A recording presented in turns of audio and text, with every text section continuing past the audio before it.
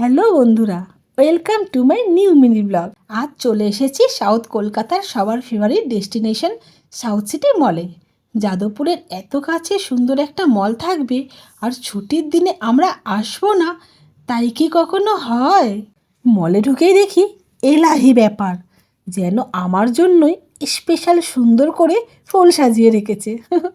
কিন্তু ভেতরের ভিড়টা জাস্ট দেখো, মনে হচ্ছে সারা শহরের লোক আর ছুটি কাটাতে এখানেই চলে এসেছে।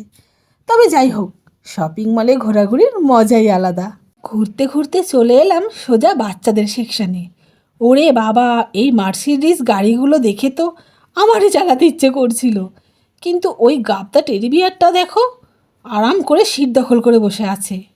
এরপর বার্বি ডলগুলো দেখে তো ছোটোবেলার কথা মনে পড়ে গেল। মনে হচ্ছিল সব কটা কিনে নিই, কিন্তু পকেটের কথা ভেবে কোনো মতে নিজেকে সামনে নিলাম। এরপরে চোখে পড়ল সেই ম্যাজিক ওয়ার্ড, সেল। ব্যাস, আর আমাকে আটকায় কে?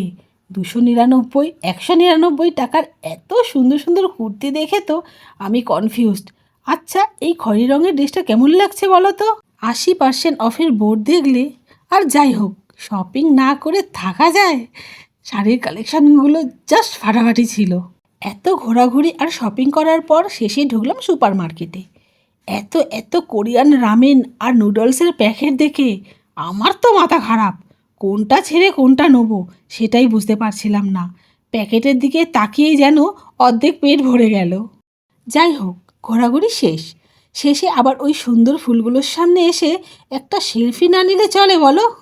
আজকের ব্লগটা এখানে শেষ করছি। ভিডিওটা ভালো লাগলে লাইক কমেন্ট করে দিও। চলো, টাটা।